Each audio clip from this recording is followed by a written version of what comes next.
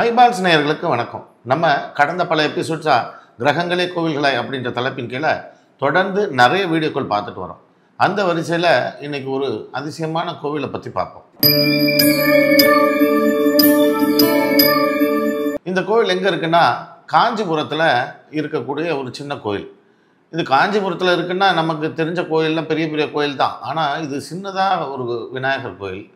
இந்த விநாயகர் கோயில் எனக்கு எங்கே இருக்குன்னு கூட எனக்கு தெரியாது. முதல்ல என்னோடய கிளையண்ட் ஒருத்தர் வந்தார். அவர் அந்த கிளையண்ட் என்ன சொல்கிறாங்கன்னா, அவர் குடும்பத்தை விட்டு பிரிஞ்சு தனியாக இருக்கிறதாகவும், தன்னுடைய மனைவியும் மகளும் தன்னை சேர்த்துக்கிற மாதிரி எதுவுமே ஒரு அறிகுறியே இல்லை, என்னை விரட்டிட்டாங்க, நான் ஒரு சின்ன தவறு செஞ்சுட்டேன்னு சொல்லி அவர் பர்சனலாக செஞ்ச சில தவறை சுட்டி காட்டினார். அவர் கொஞ்சம் தப்பு தான் பண்ணிட்டார். இருந்தால் கூட இதை ஒரு பெரிய விஷயமாக எடுத்துக்கிட்டு அவங்க கொஞ்ச நாள் இல்லை, ரொம்ப வருஷமாகவே தண்டிச்சுட்டு வந்துட்டாங்க. இவருடைய மக 5-6 வயசுலேருந்து இன்றைக்கி திருமண வயசு எட்டுற வரைக்கும் வந்துட்டாங்க. இது வரைக்கும் இவரை சேர்த்துக்கலை. இவர் நாடோடி மாதிரி ஊர் ஊராக திரிகிறாரு, எங்கெங்கேயோ போகிறாரு, எங்கே வேலைக்கு போகிறாரு, பணம் சம்பாதிக்கிறாரு, பணம் நிறையா சேர்த்து வச்சுருக்கிறார். நிறையன்னா பெரிய பணக்காரராக ஆகலை, ஆனால் தன்னுடைய மனைவிக்கும் குழந்தைக்கும் தேவையான அளவுக்கு அந்த மகளுக்கு திருமணம் செய்து வைக்கக்கூடிய அளவுக்கு பணத்தை சேர்த்துக்கிட்டார். ஆனால் இவங்க மகளை பார்க்குறதுக்கே அவங்க மனைவி அலோவ் பண்ணலை.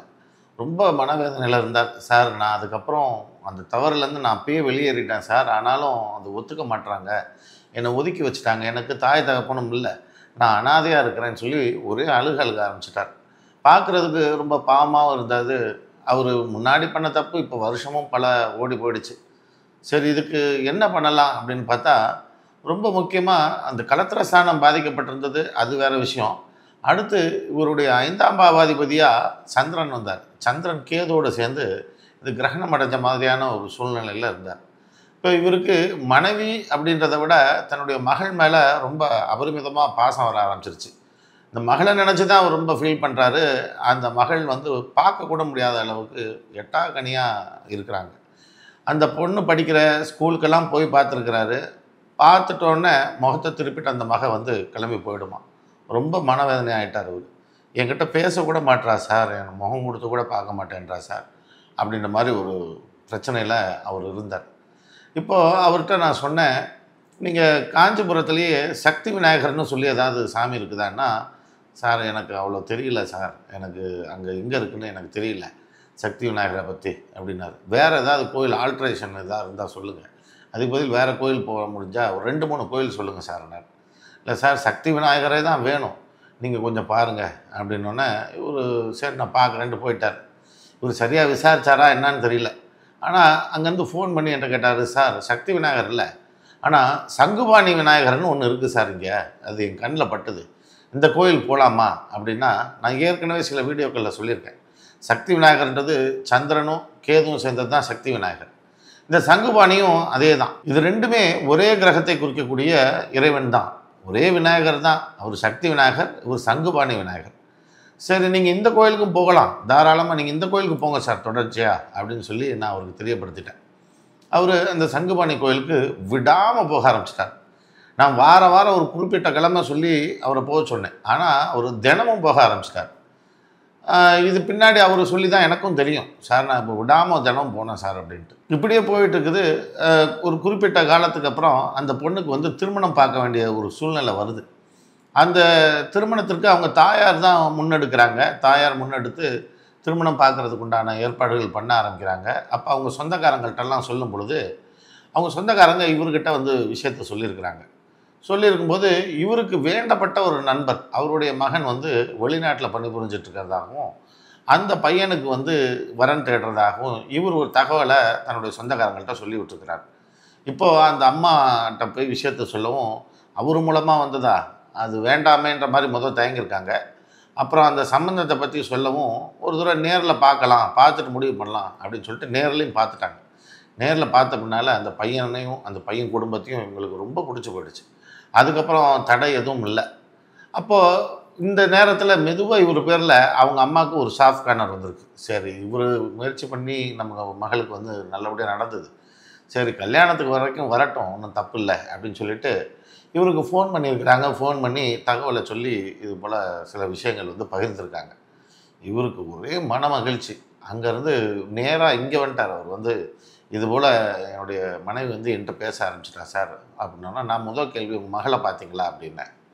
இல்லை சார் நாளைக்கு தான் போகிறதா இருக்கேன் அப்படின்னு சொன்னார். நான் பார்த்துட்டு நான் சொல்கிறேன் சார். அதுக்கு அடுத்த நாள் இவர் அங்கே போயிருக்கிறாரு. போன உடனே அந்த மக வந்து இவரை பார்த்து கட்டி பிடிச்சி அழுக ஆரம்பிச்சிட்ருக்குறாங்க.